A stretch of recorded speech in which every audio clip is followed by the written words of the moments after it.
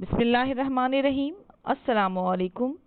उम्मीद है कि आप सब खैरियत से होंगे। आज हम बुर्ज सरतान यानी कैंसर के बारे में गुफ्तगू करेंगे, जिसका हाकिम स्यारा कमर यानी चांद है।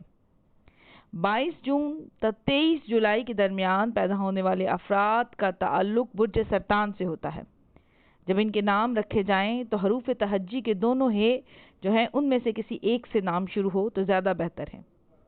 इनका अंसर आबी है। इनके लिए मुबारक पत्थर पुखराज, मोती, जमुर्द और रकीक हैं। इससे पहले कि मज़ीद आपको बुर्ज सरतान के बारे में बताऊं, अगर अभी तक आपने चैनल को सब्सक्राइब नहीं किया तो चैनल को सब्सक्राइब कर दें और बेल आइकॉन का बटन दबाएं ताकि आने वाली वीडियोस आप तक पहुंचें। जिन लोगों का ताल्लुक बुर्ज सरतान से होता है वह बड़े ही किफ़ायतशुआर होते हैं। ये लोग तनकीद से खाइफ, हमदर्द और दिल के भी बहुत अच्छे होते हैं। इस बुर्ज से ताल्लुक़ रखने वाले अफराद दूसरों के मूड के मुतालिक बहुत ज़्यादा हसास होते हैं, अपने रिश्तेदारों से मिलने के बहुत ज़्यादा शौकीन होते हैं और ख़ुद को अपने घर, ख़ानदान और अपनी माँ के लिए वक्फ कर देते हैं।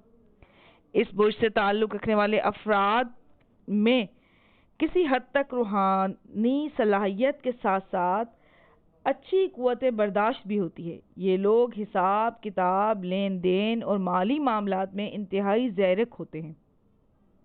ये लोग हमदर्द और खलीक तो होते ही हैं, लेकिन अलग थलग रहना पसंद करते हैं। इनमें शफ़क़त, मोहब्बत, रहमदिली का जज्बा कूट कूट कर भरा होता है। लेकिन एक बात जो इनमें बुरी होती है वो ये कि बुर्ज सरतान के लोग ज़रूरत से ज़्यादा जज्बाती हो जाते हैं। ये लोग चूँकि ज़हीन और ज़ेरक होते हैं, इसलिए धोखा दही की कोशिश को जल्दी भांप जाते हैं। बिजनेस के मामलात में अहले सरतान आम तौर पर कामयाब रहते हैं। ये वसी कारोबार, आला ओहदे और दौलत के ख्वाहिशमंद होते हैं कि इससे इनको और इनके अहल अयाल को ज़िंदगी में तहफ़्फ़ुज़ हासिल होने की तवक्को होती है। तिजारती अमूर में वो इतने नज़्म व ज़ब्त के साथ काम करते हैं कि इनको नुकसान का ख़तरा बहुत कम होता है। ये लोग अपनी ज़िंदगी में शोहरत, इज़्ज़त और खलवत पसंदी को बहुत अजीज़ रखते हैं। मिजाज में उतराव चढ़ाव के बावजूद अहले सरतान अपनी फितरत में मुखलिस, शरीफ और मोहब्बत के काबिल इंसान होते हैं। अहले सरतान का हाकिम स्यारा चूँकि कमर है, जिसके शुआई असरात से समंदर में पहली के चांद से 14वीं तक मदोजज़र पैदा होता रहता है। इस तरह अहले सरतान के मिजाज में उतराव चढ़ाव इन्हीं अयाम के औकात में अरूज पर होता है। जिन अहले सरतान की पैदाइश के वक्त कमर दर अकरब और दीगर सितारे नहस असरात मुरतब कर रहे थे, इनके खसाइल और किरदार बताए गए हालात से बिल्कुल बरअक्स होते हैं।